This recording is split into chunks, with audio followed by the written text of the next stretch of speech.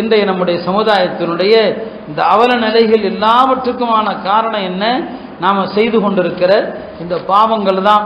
வியாபாரங்களிலிருந்து, கொடுக்கல் வாங்கலிலிருந்து எல்லாத்துலேயும் பாவம். நம்மளை சுற்றி மலக்குகள் இருந்தாங்கன்னா நாம் நிம்மதியாக வாழலாம் இல்லையா?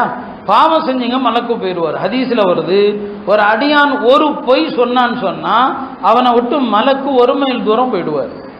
ஒரு பொய் சொன்னால் மலக்கு ஒரு மைல் தூரம் போயிடுவார். இன்னைக்கு நாம் ஒரு நாளைக்கு ஒரு பொய் இல்லை, எத்தனை பொய்கள் நாம் சொல்லிட்டு இருக்கிறோம். பொய் மாத்திரமா சொல்கிறோம், எல்லா பாவமும் செஞ்சுட்டு இருக்கிறோம். எல்லா பாவம் செய்கிறீங்கன்னு சொன்னால் உங்கள் பக்கத்தில் ஷைத்தான் தான் இருப்பான், உங்கள் பக்கத்தில் இபிலீஸ் தான் உட்கார்ந்துருப்பான். நீங்கள் பேசினா உங்கள் நாவில் பேசுறது இபிலீஸ் பேசுகிறான்னு அர்த்தம்.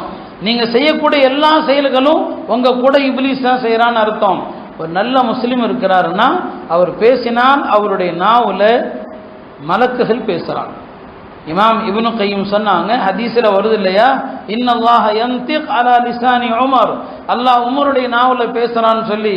அதுக்கு என்ன அர்த்தம்? உமரை போல நீங்களும் நேர்மையானவர்களாக இருந்தால், வாய்மானவர்களாக இருந்தால், நீங்கள் பேசக்கூடிய எல்லா வார்த்தையும் அது மலக்குகளுடைய பேச்சாக தான் அமையும், இல்லை அது ஷைத்தானுடைய இப்லீஸுடைய பேச்சாக அமையும்னு சொன்னாங்க. அருமையானவர்களே, அந்த அடிப்படையில் இன்னைக்கு நாம் சந்திக்கிற சோதனைகள், நெருக்கடிகள் எல்லாவற்றுக்குமே இந்த பாவங்கள், அந்த பாவத்தை நாம் அலட்சியமாக கருதுகிறோமே, அதனுடைய விளைவு தான்